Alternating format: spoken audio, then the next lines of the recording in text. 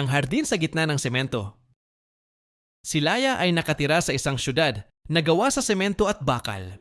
Bawat araw, ang mundo niya ay kulay abo mula sa pader ng opisina hanggang sa kalye na kanyang dinadaanan.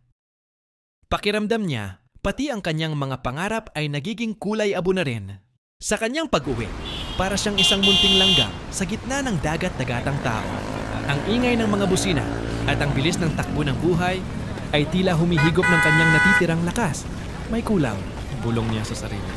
Isang hapon, sa kanyang pagod na pagtingala, may napansin siyang kakaiba. Isang munting pitak ng luntian sa tuktok ng isang lumang gusali. Isang kulay na matagal na niyang hindi nakikita sa syudad. Tinawag siya ng kulay na iyon. Pinasok niya ang gusali at sinimulang akyatin ang hagdanan. Bawat hakbang ay may halong kaba at pananabik. Sa tuktok, bumungad sa kanya ang isang paraiso, mga bulaklak at halaman na masayang tumutubo sa mga lumang lata at paso.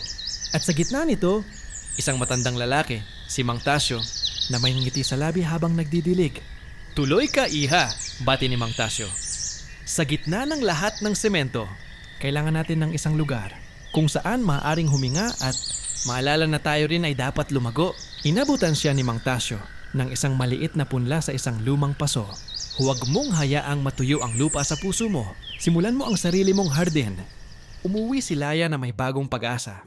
Sa kanyang maliit na balkonahe, sinimulan niyang alagaan ang munting halaman. Dinidiligan niya ito tuwing umaga at kinakausap bago pumasok sa trabaho.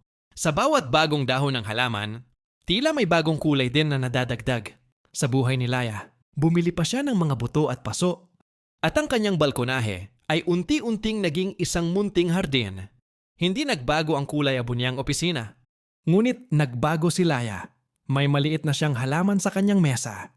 Ngayon, sa pagtanaw niya sa bintana, hindi na lungkot ang kanyang nadarama, kundi pananabik na umuwi sa kanyang hardin. Natutunan niyang kahit nasa gitna ka ng semento, maaari kang lumikha ng sarili mong paraiso. Salamat sa panonood! Sana may napulot kang inspirasyon mula sa storybook na ito. I-comment mo kung anong bahagi ang nagpapaalala sa'yo na huwag sumuko. I-share mo rin, baka may taong kailangan makarinig ng pag-asang ito na ngayon. Tandaan, bawat kwento ng tagumpay ay nagsimula sa isang simpleng hakbang. Kita-kits sa susunod nating storybook.